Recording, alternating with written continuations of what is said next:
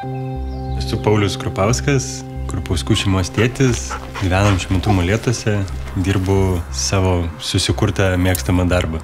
Esu Inga, 2 vaikų mama, žmona, dirbu iš namų. Kiekvieną savaitgalį atvažiuodavom į Molėtus ir taip bevažinėjant vis galvodavom, kodėl mes važinėjom, gal geriau tiesiog gyvenam čia Molėtus. Kitų variantų kaip ir nebuvo, nes Vilniui dirbti kažkur statybose firmai nenorėjau, tiesiog norėjau savo. Pas mus tada irgi viskas greitai gyvenime vyko. 1, 2 vaikas, 2 šunys, 5 dviračiai ir kažkaip pajutom, kad Vilnius mums per ankštas. Vieną dieną vaikai Vilniui dar lankė mokyklas, o kitą dieną jau čia ėjo į mokyklą. Labai smagu, kad ir vaikam čia gera. Kadangi dabar centre gyvenam, tai iš vis mokyklos 5 minutės, būreliai irgi viskas vietoj. Man čia gera, nes savas kraštas. Yra labai nemažas pasirinkimas tiek muzikos mokykla, menų mokykla.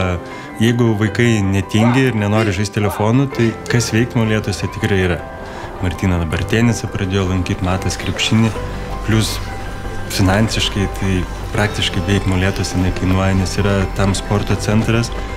Aš manau, kad jie Vilniui tokios galimybės neturėjo.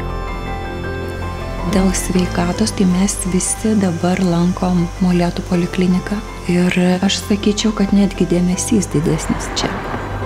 Molėtuose pernai atidarė renovuotus kultūros namus. Buvo labai daug renginių. Tiek ir opera buvo spektakliai, rodo filmus įvairius. Atrodo saugesnis miestas, nes viskas arti. Čia gyvendamas gali daugiau galimybių išnaudoti.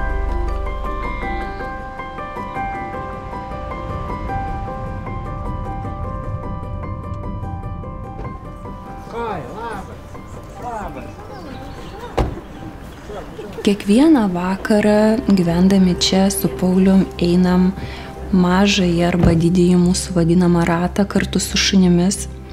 Ir tas laikas yra mūsų su Paulium abiejų laikas.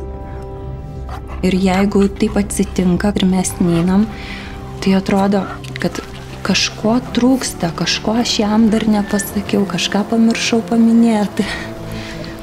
Aš tai manau, kad mes turim visada naudotis kažkokią tai gyvenimo siunčiamą progą. Gyvenimas kaip fotografija, jeigu tu praleidai momentą, tai jis tikrai nebegrįš.